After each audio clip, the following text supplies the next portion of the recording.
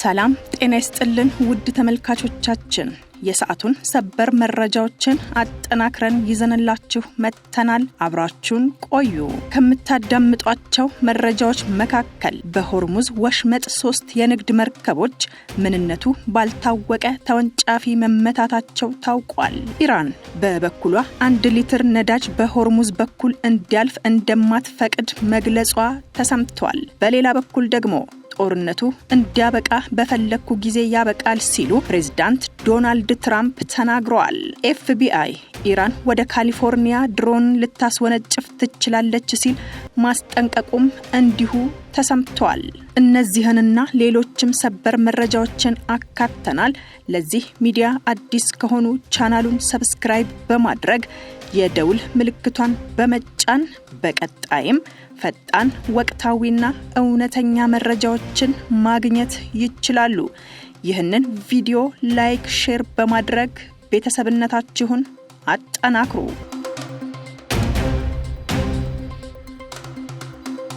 አዲሱ የኢራን ጠቅላይ መሪ ጉዳት ደርሶባቸው ከጥቃት መትረፋቸው እየተነገረ ነው። የኢራን እስላማዊ ሪፐብሊክ ጠቅላይ መሪ ሆነው የተመረጡት የቀድሞ መሪ ልጅ ሞጅታባ ሐሚኔ ያሉበት የጤናን ሁኔታ በተመለከተ የሚወጡ መረጃዎች አሳሳቢ እየሆኑ መምጣታቸውን ዘገባዎች እያመለከቱ ነው። የአዲሱ ጠቅላይ መሪ ደህንነት እንዲሁም ከተመረጡ በኋላ ለሕዝብ በይፋ አለመታየታቸው አጠያያቂ ከመሆኑም በተጨማሪ ለኢራን መንግስት ቅርበት ያላቸው ምንጮች የሚሰጧቸው መረጃዎች የሞጅታባ ጤንነት ላይ ጥያቄን ፈጥሯል።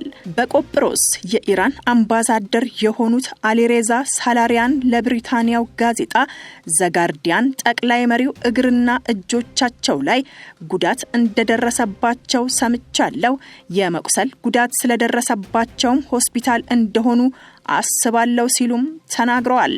የሞጅታባ ደህንነት ጉዳይ አነጋጋሪ መሆኑን ተከትሎ የፕሬዝዳንት ማሱድ ፔዜሽኪያን በቴሌግራም ገጹ ላይ ጠቅላይ መሪው ጉዳት እንደደረሰባቸው የሚገልጹ ሪፖርቶችን አይቻለሁ በማለት ነገር ግን ሞጅታባ ደህና መሆናቸውን ማረጋገጡንም ጽፏል።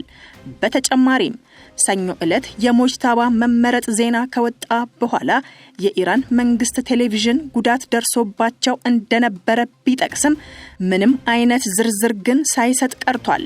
ቆጵሮስ ያሉት የኢራን አምባሳደር ጨምረውም እንዳብራሩት ሞጅታባ ሐሚኔ ጉዳት የደረሰባቸው አባታቸውንና ሌሎች 5 የቤተሰባቸው አባላት በተገደሉበት ጥቃት መሆኑንም አመልክተዋል።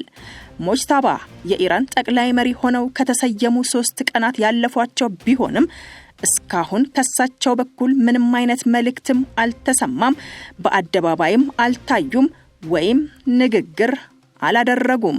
አምባሳደሩ ይህንን በተመለከተ ለዘጋርዲያን እንደተናገሩት በየትኛውም ሁኔታ ውስጥ ንግግር ለማድረግ የሚፈልጉ አይመስለኝም ብለዋል። በመጀመሪያው ቀን የአሜሪካና እስራኤል ጥቃት የተገደሉት ወታደራዊ አዛዦች የቀብር ስነ ስርዓትም በዛሬው ዕለት የተፈጸመ ሲሆን ነገር ግን ጠቅላይ መሪው ሞጅታባ ሐሚኔ አልተገኙም።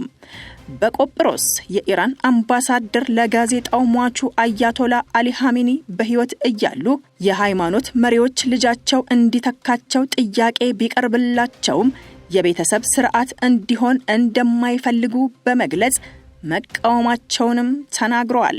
ነገር ግን ከአባታቸው መገደል በኋላ የከፍተኛ ሊቃውንቱ ጉባኤ ሞጅታባን ለመሪነት በመሰየም ኃላፊነቱ የአንተ ነው መቀበል አለብህ በማለት ለመሪነት እንደመረጧቸውም ገልጸዋል።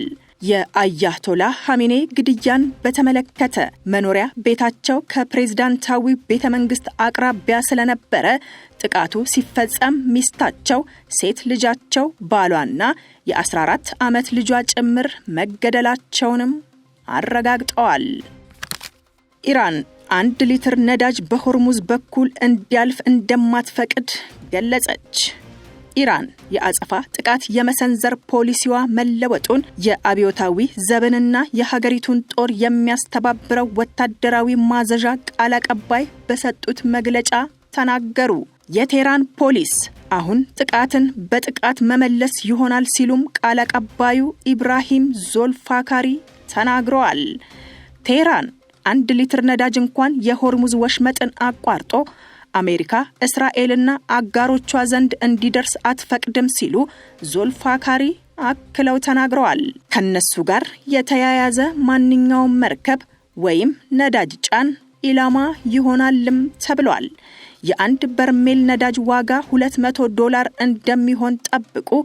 ምክንያቱም የነዳጅ ዋጋ የሚወሰነው ሰላሙን ባደፈረሳችሁት ቀጠና ደህንነት ላይ ነው ሲሉም ቃል አቀባዩ አክለዋል።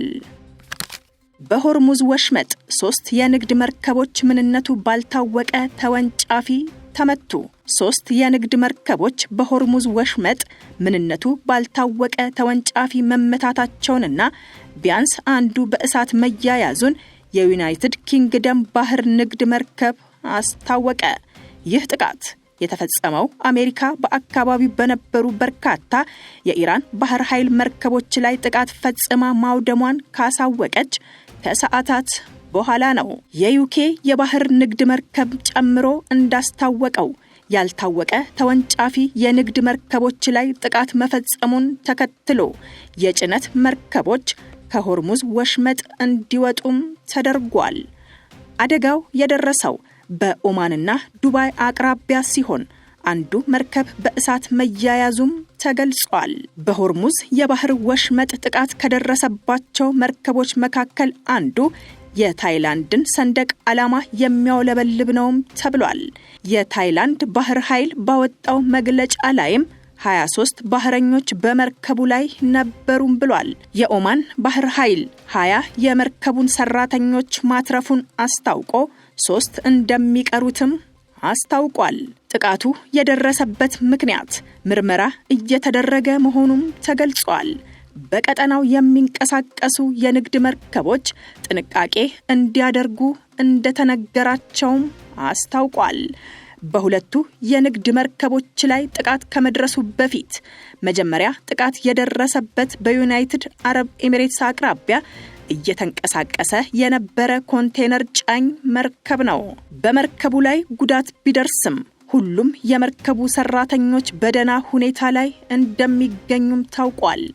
በሆርሙዝ ወሽመጥ በአንድ ወር ውስጥ 3000 ያህል የንግድ መርከቦችም ይንቀሳቀሳሉ። በዓለም ላይ እጅግ በጣም እንቅስቃሴ የሚበዛበት የባህር አካል የሆነው ይህ ክፍል ከመካከለኛው ምስራቅ ሀገራት ወደ እስያና ወደ አውሮፓ ሀገራት ነዳጅ የሚመላለስበት ዋነኛም መስመር ነው። በሆርሙዝ ሰርጥ የዓለም 20% ነዳጅ እንደሚመላለስም መረጃዎች ያሳያሉ።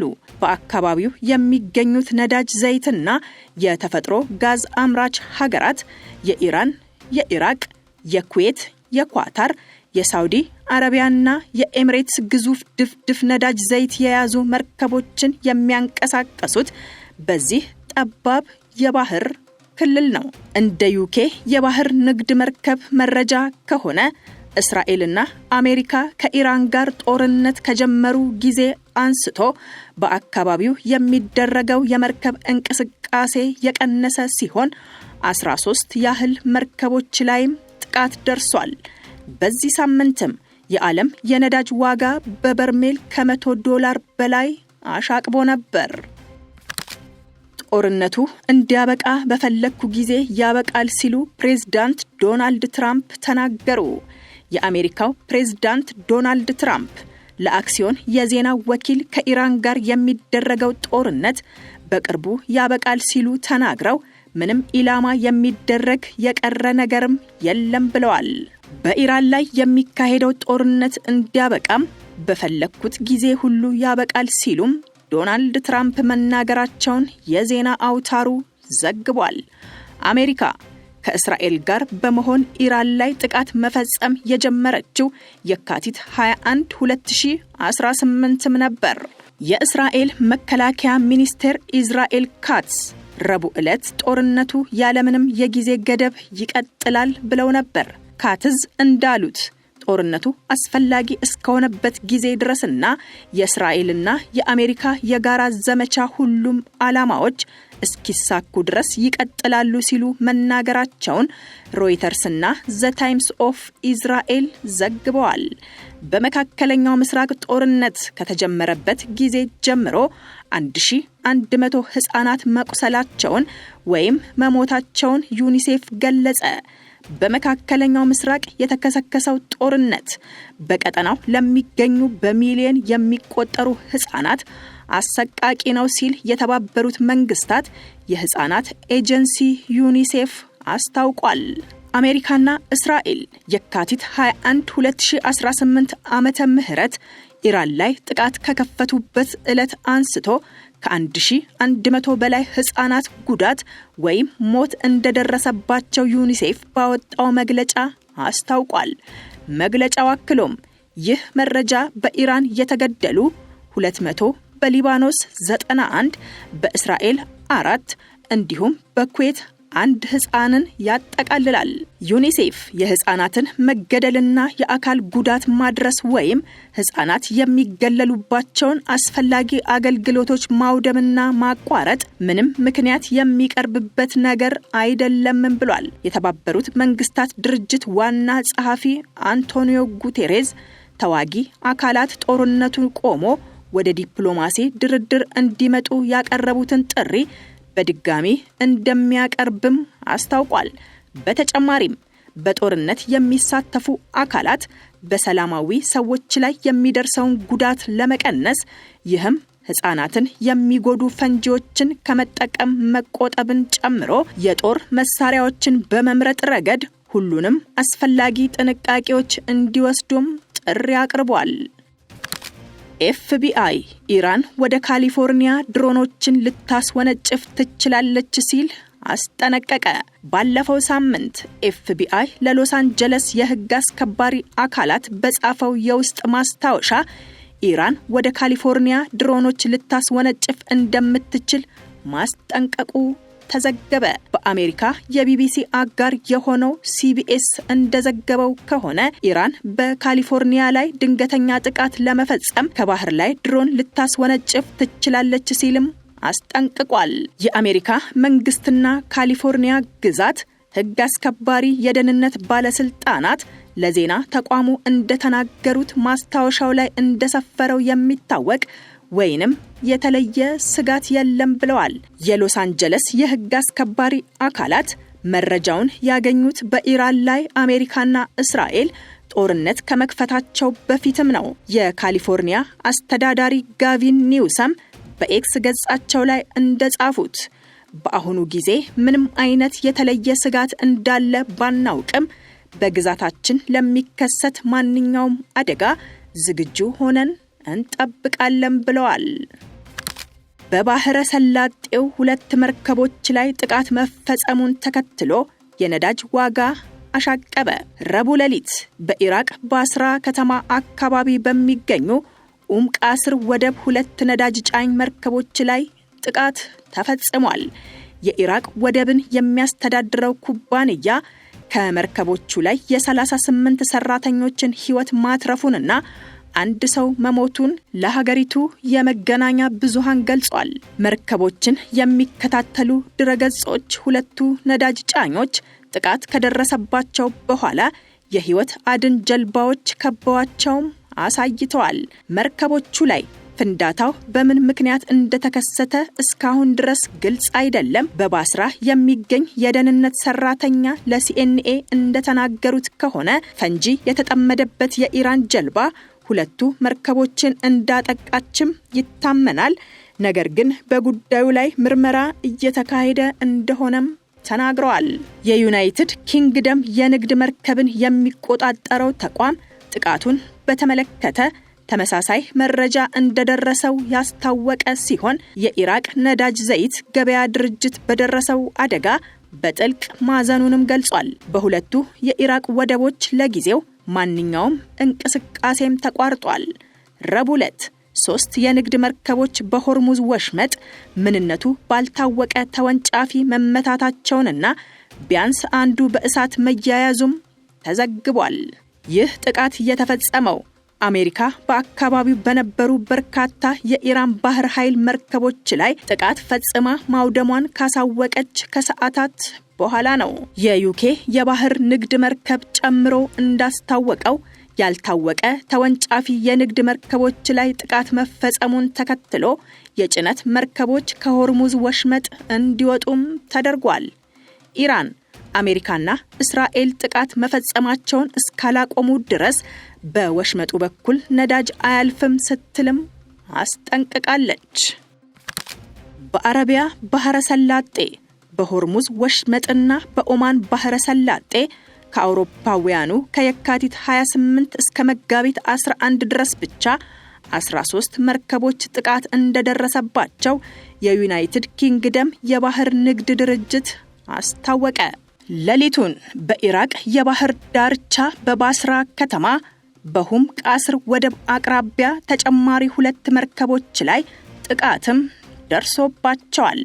በጥቃቱ 38 ሰራተኞችን ከአደጋ ማትረፍ ሲቻል አንድ ሰው መሞቱን የኢራቅ ወደቦችን የሚያስተዳድረው ኩባንያ አስታውቋል። በዩናይትድ አረብ ኤሚሬትስ ሰሜናዊ ጀበል አሊ ወደብ አቅራቢያ ኮንቴነር የጫነች መርከብ ምንነቱ ባልታወቀ ተወንጫፊ ጥቃት እንደደረሰባትና መጠነኛ እሳት መቀስቀሱን የዩኬ ባህር ንግድ ድርጅትም አስታውቋል። አክሎም የጉዳቱን መጠን ለማወቅ ጨለማ በመሆኑ እንዳልተቻለም ገልጿል።